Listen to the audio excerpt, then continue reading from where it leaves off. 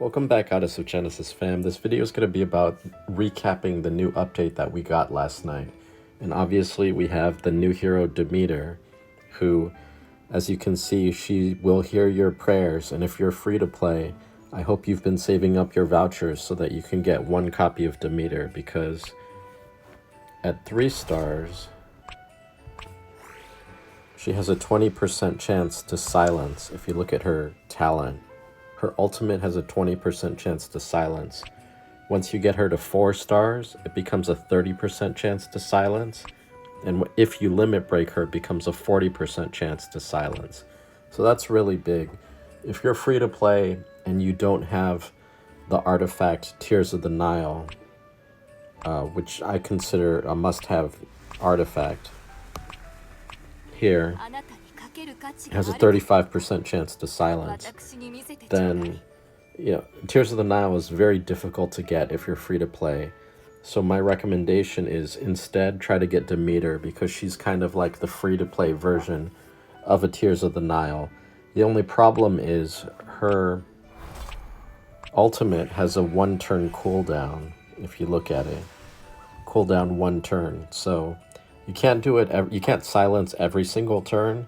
But the ability to silence, potentially silence, in content like Endless Corridor is really important, because the enemies are so powerful that if they cast like an AoE attack, they can kill your entire party. So if you can silence them, and if you don't get the silence, you can always just restart the level and keep trying until you do get the silence. But the silence is really helpful for content like Endless Corridor. And it was easier for me because I managed to luck into getting 3 Tears of the Nile. And by the way, Demeter's ultimate, where she can silence, it also stacks with Tears of the Nile. So it's like if she has Tears of the Nile, she'll have 2 chances to silence when she casts her ultimate. So she's a very useful new hero. I really hope that you, if you're free to play, that you can at least get 1 copy and start leveling her up. So she's kind of the crown jewel of this update. We also got a banner for Merlin and Gabriel. Merlin is a good mage. I still have her in my party. Gabriel is niche, but she can be useful in a very defensive build that someone like Geo runs, where I think you have Gabriel's ultimate gives you immunity to all debuffs. And then you have Siren protecting the team with all those shields, and then you have a heavy hitter like, for example, Gaia, that you just last long enough that Gaia ultimately tears your team apart. And that defensive build is going to be, I think, very powerful once people start getting Ssr King armor that I've kind of talked about in my previous summoning video for Demeter. This is going to change the meta. And if you have a very defensive team, like, for example, Gabriel, Siren, probably Joan, and characters like that, that could be really strong, where you set up a strong defense, and then when you have Ssr King armor, that's going to be doing a ton of damage or slowing down your opponent enough that you can then implement whatever strategy you're trying to do. We also have this new equipment banner, which I wouldn't recommend summoning on. The Chosen is a questionable weapon. I've never seen it really used. I guess it has potential, but probably niche use, if any. Fire Dragon armor is good. It's probably best in slot. Well, actually, not anymore. Now that Ssr King armor is in the summoning pool, this is like 2nd best in slot for tanks. Stellaris Origin is not as good as Tears of the Nile, so it's also like 2nd best in slot as a trinket for mages, but it does boost your intelligence, so that's kind of sexy. Chain of the Void, I consider 2nd best in slot for someone like an assassin, like Artemis. Her best would be Pharaoh's Crook and Flail, which you can't get from the regular summoning pool. It's one of these like special equipment that's only like Tears of the Nile that you can only get through summoning on an equipment banner like this. So next week we should get an equipment banner with Ssr King armor, so watch out for that. Let's see, what else do we have in this update? on Monday, we're going to be getting a new bounty for the hero Longji, and she's really strong. She's kind of like the what do you call, a light equivalent, or she's the upgrade to Lilith, if you will. She's going to be really strong, and if you've ever run into what is it, Dingus's Longji, she's ridiculous. She's limit broken. His magic array I think is over 300, so his Longji is really nasty. You don't want to run into the Dongji, as he calls it. We also have this new event where you have to match the puzzle pieces again. And the way this event works is if you tap the question mark, you can see it, but I'll just explain it real quick. Whenever you run Astral Shore or Grand Archives in co-op, you have a like 80% chance to get a puzzle piece. And when you combine 9 of these puzzle pieces of the different types, or when you collect 9, then you can collect one of these rewards. And when you get up to the, what is that, the 5th reward, you get a new background for the main screen. So like here, if you're tired of looking at this church, you can swap that for like a beach background after you do 5 of these collections. And then the 6th, if you do 70 collections, you get a random enchant that you can put on any of your equipment. This is the same thing as what you get in the guild store. You get that once a month though, so this is a really nice reward. You can also purchase this in the store for 10 bucks if you want to improve your enchants. And there, you can also go back and look at my video about enchanting to see how you can get like triple enchants, quadruple enchants for your equipment. You also get a good number of Genesis Tarot. So this is a really cool event. I hope you're hoarding your stamina and spending it only in co-op for Grand Archives and Astral Shore, because this is really good. Oh, and by the way, if you have like bad RNG, and let's say you have like 8 of the center tile, but you're missing the lower left tile, you can exchange like 5 tiles, I believe, for any one that you want. Not sure how you, where the exchange mechanic is. No, you don't want to buy.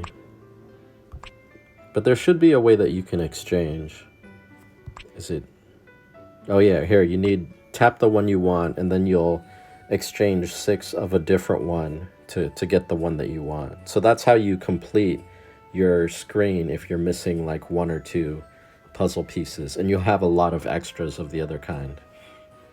One thing I want to call attention to is in the Treasure of Asgard, there's a new item that they put into the game called the Ssr Artifact Stone, which is interesting. It gives you a gem, but you choose the statistic that you want on the gem. So for example, you could get a gem with a speed stat on it, like Sagittarius with speed, if that's what you want, or you could get physical evasion, magic evasion. I think this is a really cool item. I mean, unfortunately right now you have to spend $140 to get like 2 of these, but my hope is that they will later make this item available through an event or something like that, where you don't have to spend hundreds of dollars to get it, because obviously that's not worth it for 2 gems of speed. But if we can later get that in an event like this as one of the rewards, that would be really cool, something to look forward to. I'd also say we have a couple packs that are worth looking at. Like here's that random crystal enchant. If you really want to up your enchant game, you can spend 10 bucks and get a crystal. And they also brought back this thing where you can get 5 fusion crystals for 30 bucks, which, and a random level 5 emblem, which has value. 30 bucks seems pretty steep, but if you want to upgrade your speed gems, for example, from level 6 to level 7, it would take 5 of these fusion crystals. So here's a pay-to-win method to get, you know, plus 10 speed on your speed gem. That's something to consider if you are a paying member. Let's see. Oh, I forgot to mention one thing. In this Seashore event, you can get the puzzle pieces by doing Astral Shore, Grand Archives, or Joint Strike. So those are the three places you want to grind your co-op to get these puzzle pieces. Now the final thing that needs to be mentioned about this update, and probably the biggest thing other than Demeter, is they added new assists into the game. We got 7 new assists for Artemis, Freya, Merlin, Joan, Hades, Mulan, and Gabriel. And there's a bunch of really cool new assists that are now in the game. If you don't know what assists are, I have a separate video where I talk about it, which I can link in the caption. They're really powerful. They give you, let me see if I can show real quick.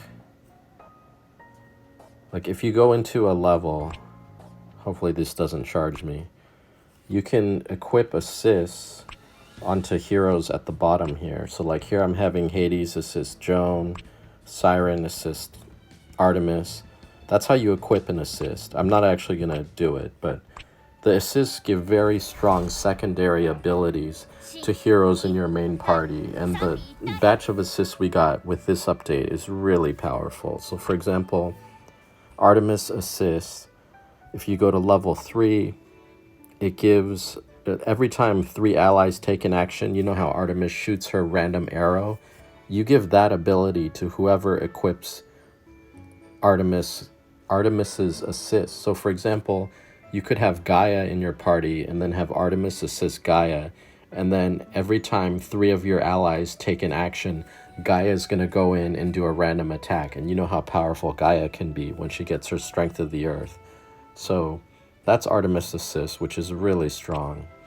Freya has the ability to put evil shackles on an opponent when you attack, so that's really powerful as well, dealing extra damage whenever their allies take damage. Merlin's assist increases the wearer's AoE damage by up to 30%, which is really strong. Joan has probably one of the best assists in the game, where it allows the person wearing the assist to intercept attacks. It will reduce all allies' damage, and it gives the revive, 1 revive at, if you have a level 6-star Joan with level 10 awakening to get the level 3 assist. So Joan's assist is huge because now you could potentially run a team of, for example, Dracula, where Dracula is the main tank. And now he has the ability to intercept attacks. He reduces damage from Joan's assist as well as his soul shackle, and he gets the revive. So you get like most of the benefits of having Joan, but she's not in your party, and you can have another tank. So for example, Mephisto, Dracula, all those other guardians can now have the ability to intercept, whereas they couldn't before, as well as having damage reduction and reviving allies, which is huge. Let's see, who else do we have here? Hades has a really cool assist in that when you use an active ability, you can execute the target if their hit points are below a certain threshold. It starts at 20, 35, and then level 3, it'll be 50%. So just like Hades Ultimate, where you can execute people, you can do it with an assist. So a non-Hades character can do an execute, but it only works 1 time per battle. That's the drawback. You can't do it more than once in a battle. I am leveling my Hades to 6 stars so that I can get a 50% or 50% threshold to execute. I think that'll be useful in certain levels of Endless Corridor. Mulan gets an assist where you can then increase damage to summon things like the lantern. And I don't actually have it because my Mulan is not very well built, but I believe she adds stacks of Ignite as well.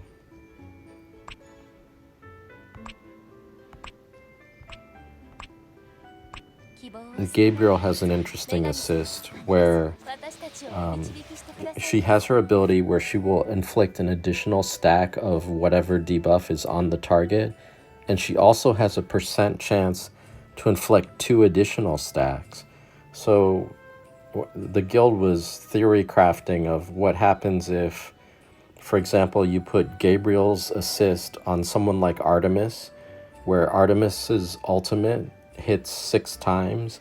And then here you could potentially add, if the RNG was right, you could add 18 additional stacks per debuff with Gabriel assisting Artemis. And then you have a hero like Demeter, where she gains stacks of her buff, where she reduces damage taken and increases damage dealt. It stacks up to, what, 20 times? Here you could get potentially 18 additional stacks per debuff with Gabriel assisting Artemis. So that seems like a crazy combo if you ended up pulling that off. Am I missing anybody? I think that's it for the new assists. But it's been a while since we've had a new round of assists, so it's really exciting to get this, and I think that these new assists will change the way people play the game. So there's a lot of potential here. I hope you're excited about it, and I hope you have some characters ready to be new assists. Okay, good luck, have fun, everybody.